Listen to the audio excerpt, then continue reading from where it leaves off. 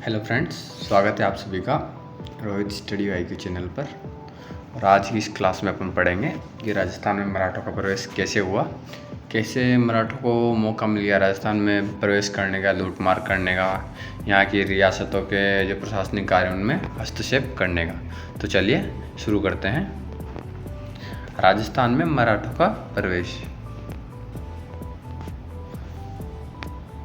1556 में जब अकबर मुग़ल साम्राज्य की गद्दी पर आसीन हुआ, जब ये 1556 ईस्वी में अकबर का राज्याभिषेक हुआ, तो एक जो केंद्रीय सत्ता थी वो मुग़ल साम्राज्य के रूप में उभर कर आई। उसी कारण के साथ भारतीय इतिहास में एक नए युग का सूत्रपात हुआ, जिसे मुग़ल काल के नाम से जाना जाता है। उत्तर भारत की एक बड़ी शक्ति उस समय राजपूत थी। ठीक है फ्रेंड्स, जो पिछले 350 सालों से दिल्ली सुल्तानों के साथ निरंतर संघर्ष कर रही थी। निरंतर जो युद्ध थे वो चल रहे थे राजपूतों और दिल्ली सल्तनत के मध्य। इसी शक्ति को अकबर ने अपना मित्र बना लिया, यानी कि राजपूतों को अपना मित्र बना लिया। किसने? अकबर ने। 1556 में इसका राज्याभिषेक हुआ और इसके बाद इन्होंने क्या है, जो संधियाँ कर करके जो अपने राज्य मतलब ये राजपूताने से ज़्यादातर तो विवाह के थ्रू इन्होंने मित्रता स्थापित कर ली। ठीक है, जो लंबे समय से जो संघर्ष चल रहा था राजपूताने के या राजपूतों के और दिल्ली सल्तनत के राजाओं के बीच, तो इसने वो मित्रता के रूप में समाप्त कर दिया है। ठीक है फ्रेंड्स, अब आगे चलेंगे। औरंगजेब की मृत्यु के पश्चात जब मुग़ल साम्राज्य की नैया डोलने लगी, ठीक है, औरंगजेब की मृत्यु के बाद कोई इतना खास राजा सामने नहीं आया जो मुग़ल सल्तनत की बागडोर अच्छे से संभाल सके। ठीक है, तो औरंगजेब की मृत्यु के पश्चात जब साम्राज्य की नैया डोलने लगी और बहादुर शाह प्रथम गद्दी पर बैठा, जो कि अपने पूर्ववर्ती यानी कि इससे पहले के राजाओं के समान योग्य नहीं था, और केंद्रीय सत्ता पतन के साथ ही राजपूतों पर भी नियंत्रण की शक्ति समाप्त होने लगी। ठीक है, जो केंद्रीय सत्ता थी, जो केंद्र में सत्ता थी, उस पर नियंत्रण भी नहीं रहने लगा, इसका ठीक से योग्य नहीं था ये। ठीक है, उसके साथ ही जो राजपूतों के साथ इसका जो नियंत्रणकारी जो शक्तियाँ थी, जो इनका संबंध था, वो भी ढीला पड़ने लगा। उसके बाद देखेंगे कि राजपूत आपसी संघर्षों में उलझ गए। ठीक है, जो राजपूत रियासतें हैं वो आपसी संघर्षों में उलझ गई। इन्हीं संघर्षों के चलते राजस्थान में मराठों को प्रवेश के लिए द्वार खोल दिए। ठीक है, तो राजस्थान में मराठों को प्रवेश के लिए मौका मिल गया इन राजपूतों के आपसी संघर्ष में उलझने के कारण। ठीक है, जब भी राजपूत स्वयं में आपसी संघर्षों में उलझने लग गए, ठीक है, तो उन्हीं कारणों से मराठों का है ना मौका मिल गया, अवसर प्राप्त हो गया कि अब तो राजपूताने में घुसना है। और वो पहले भी ये चाह रहे थे। ठीक है, उनका तो काम है एक तो साम्राज्य विस्तार और एक लूटमार करना। ठीक है ना, धन संपत्ति को अर्जित करना, चौथ वसूल करना। ठीक है फ्रेंड्स, आगे देखते हैं। इतिहासकार सर यदुनाथ सरकार के अनुसार राजस्थान एक ऐसा अजायब घर बन गया था जिसके पिंजरों के फाटक और रक्षक हटा दिए गए थे। ठीक है फ्रेंड्स, ये किस लिए कहा गया है? जब मराठों का प्रवेश होने लगा तो इसलिए कहा गया है क्योंकि जो मुग़ल सत्ता थी, जो मुग़ल शासन था, वो ढीला पड़ गया था और जो ये राजपूत थे ये आपसी संघर्षों में उलझ गए थे। तो ठीक है फ्रेंड्स, आगे देखेंगे अपन कि राजपूतों के बाद जो इनके संघर्षों के बाद जो मराठों को मौका मिला वो किस प्रकार मिला। तो सबसे पहले देखें अपन राजपूताने में मराठों का प्रवेश। यद्यपि मराठों का राजस्थान में सर्वप्रथम प्रवेश बूंदी में हुआ। इसको स्टार लगा लेंगे, कहाँ पे हुआ? बूंदी में हुआ। सबसे पहले इनका प्रवेश कहाँ हुआ? बूंदी में हुआ। ठीक है, किंतु बूंदी की परिस्थितियों को जटिल बनाने का जो यहाँ पर प्रवेश करने का मौका दिया है, तो वो किसने दिया है? जो जयपुर का शासक था सवाई जय सिंह, तो इसने यहाँ पर इनको प्रवेश करने का मौका दिया है। इसने कुछ ऐसी परिस्थितियाँ बना दी थी जिसके कारण मराठों का प्रवेश संभव हो सका। तो सबसे पहले कौन सी रियासत में आए थे? तो बूंदी रियासत में आए थे। इसको स्टार लगा के इम्पोर्टेंट कर लेना है, ये क्वेश्चन कई बार आ चुका है। ठीक है, और यहाँ की जो बूंदी रियासत की परिस्थितियों को जटिल बनाया था या मराठों का प्रवेश के लिए अनुकूल बनाया था, तो किसने बनाया था? वो सवाई जय सिंह ने। वो कैसे बनाया था, आइए देखें। राजपूताना में मराठों का प्रवेश के लिए निम्न घटनाएं उत्तरदायी हैं। सबसे पहले देखेंगे अपन बूंदी का उत्तराधिकार युद्ध, जो कि किसकी वजह से छिड़ा? जय सिंह की वजह से। सवाई जय सिंह, ठीक है, ये जयपुर हैं। ठीक है, यहाँ भी सवाई जय सिंह राजा था। ठीक है, के समकालीन बूंदी का शासक बुद्ध सिंह था। ठीक है, इसी के समकालीन जो बूंदी का शासक है वो बुद्ध सिंह था। ठीक है, बुद्ध सिंह की पत्नी सवाई जय सिंह की बहन थी। जो इसकी पत्नी थी वो क्या थी? सवाई जय सिंह की बहन थी। ठीक है फ्रेंड्स, बहन थी, ठीक है ना। तो जिसके पुत्र यानी कि जो बुद्ध सिंह ने ना, जो इससे इस रानी से पुत्र पैदा हुआ था जो कि सवाई जय सिंह की बहन थी, इसको नाजायज करार दे दिया था, अपना पुत्र मानने से इनकार कर दिया था, ठीक है। यानी कि जो पुत्र था इसका तो मामा लगा कौन, सवाई जय सिंह, ठीक है ना। तो इसने क्या किया, बुद्ध सिंह ने इसको पुत्र मानने से इनकार कर दिया था, ठीक है। जिससे नाराज होकर सवाई जय सिंह ने बुद्ध सिंह को गद्दी से हटा दिया। इस बात से नाराज हो गया और बुद्ध सिंह को गद्दी से हटा दिया तथा जो करवड़ का जागीरदार है सालिम सिंह द्वितीय, उसके पुत्र दलेल सिंह को 1730 ईस्वी में बूंदी की गद्दी पर बैठा दिया। इसको इम्पोर्टेंट कर लेना आप, किसको बैठाया था, तो दलेल सिंह को 1730 ईस्वी में बूंदी की गद्दी पर बैठा दिया और उसके साथ अपनी पुत्री कृष्णा कुमारी का विवाह कर दिया, ठीक है फ्रेंड्स। ये भी इम्पोर्टेंट है, किसका विवाह कर दिया, कृष्णा कुमारी का। दोबारा समझेंगे, जो जयपुर का शासक था जय सिंह और जो बूंदी का शासक था बुद्ध सिंह, ठीक है। जो जय सिंह की बहन थी उसकी जो उसका विवाह था वो किसके साथ हो रखा था, या बुद्ध सिंह के साथ हो रखा था। लेकिन जो इससे जय सिंह की बहन से पुत्र प्राप्ति हुई थी उसको इस बुद्ध सिंह ने नाजायज़ करार दे दिया था, वो पुत्र नहीं मान रहा था इसको। तो इसी से नाराज़ होकर जो जय सिंह है उसने अपने जो बड़ी सत्ता के परिणाम स्वरूप उसने क्या किया, जो बूंदी की सत्ता है वहाँ से बुद्ध सिंह को हटा दिया और जो करवड़ का जागीरदार है सालिम सिंह द्वितीय, उसके पुत्र दलेल सिंह को, ठीक है, किसको, दलेल सिंह को बूंदी का शासक बना दिया और इसी के साथ में उसको शासक बनाकर अपनी पुत्री कृष्णा कुमारी का विवाह उसके साथ कर दिया। किसके साथ, दलेल सिंह के साथ। कब बनाया था, 1730 में। आया यहाँ तक समझ। अब चलते हैं आगे। सवाई जय सिंह की बहन नाराज होकर मराठों से सहायता प्राप्त करने के लिए प्रताप सिंह को भेजा, ठीक है, कहाँ पे भेजा, दक्षिण में भेजा, और मल्हार राव, ठीक है फ्रेंड्स, कौन, मल्हार राव होलकर और राणोजी सिंधिया को 6 लाख रुपए का जो आश्वासन देने का 6 लाख रुपए देने का आश्वासन दिया कि आप आइए हमारे यहाँ और हमारी इस रियासत को इनसे मुक्त करवाइए। किससे, जो मतलब ये अपने पति के पक्ष में हो रही थी, ठीक है ना। इसके पुत्र को नाजायज़ करार दे था लेकिन फिर भी ये अपने पति के पक्ष में थी।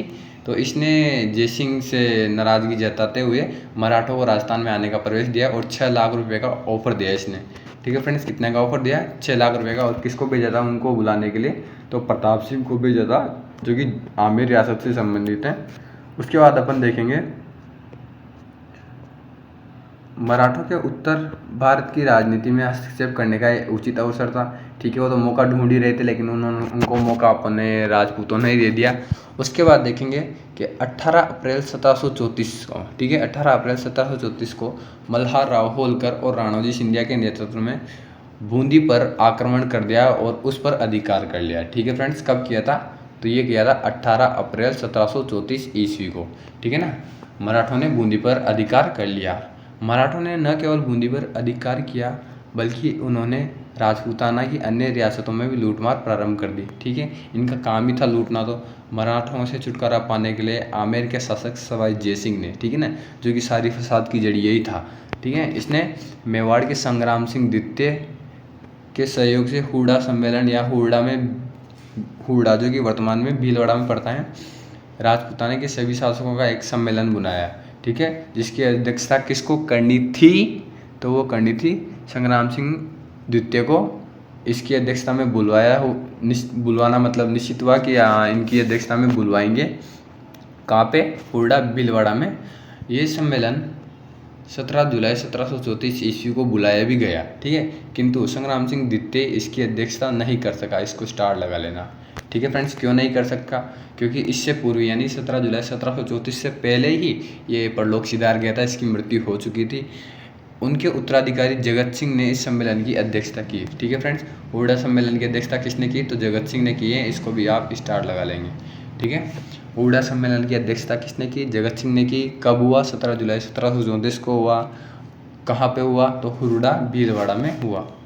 यह सम्मेलन राजपूतों के आपसी स्वार्थों के कारण सफल नहीं हो सका, ठीक है फ्रेंड्स।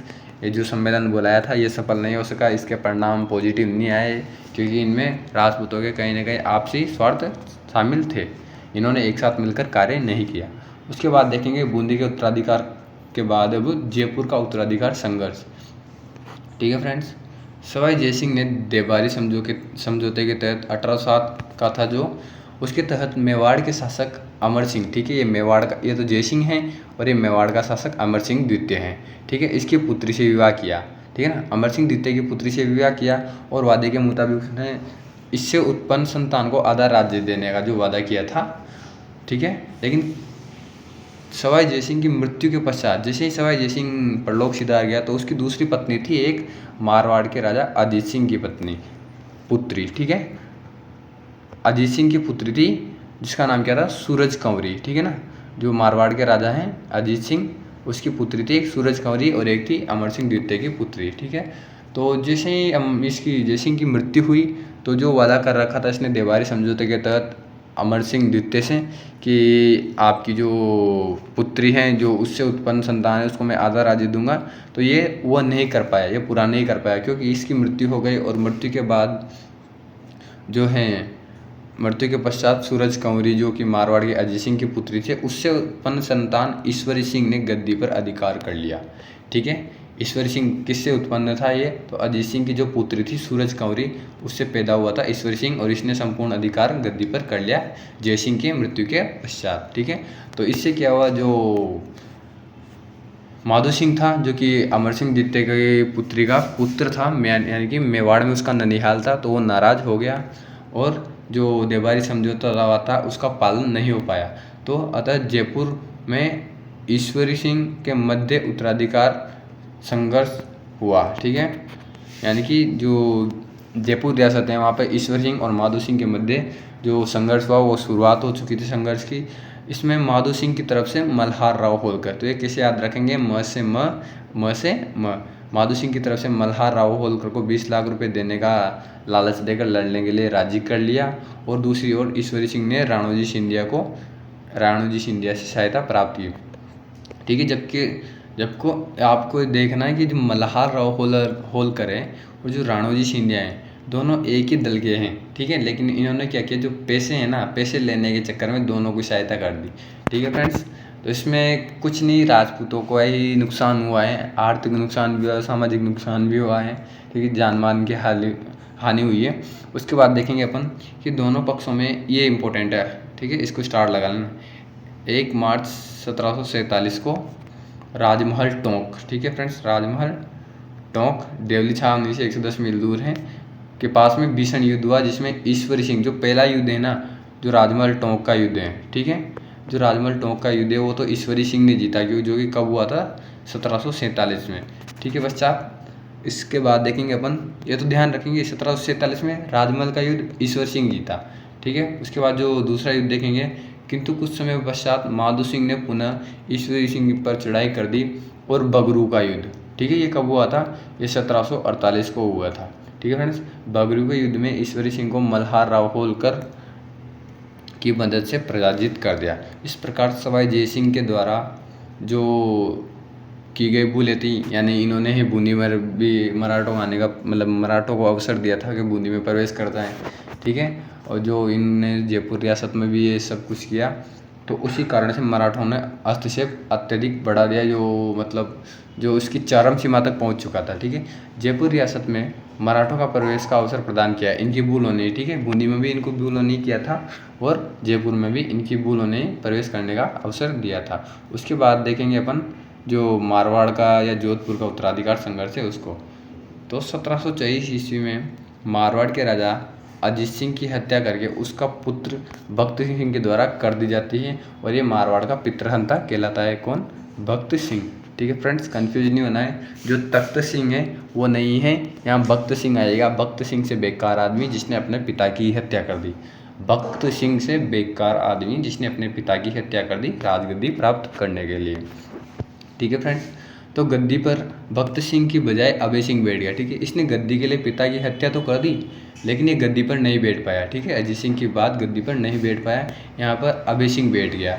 अतः भक्त सिंह ने 1735 ईस्वी को राणोजी सिंधिया और मल्हार राव होलकर की मदद से जो जोधपुर पर आक्रमण कर दिया, ठीक है फ्रेंड्स। गद्दी पर नहीं बैठ पाया तो अभय सिंह के ऊपर आक्रमण कर दिया इन्होंने। तो 1740 ईस्वी में अभय सिंह की मृत्यु हो गई, ठीक है। जो अभय सिंह था उसकी भी मृत्यु हो गई 1740 ईस्वी में।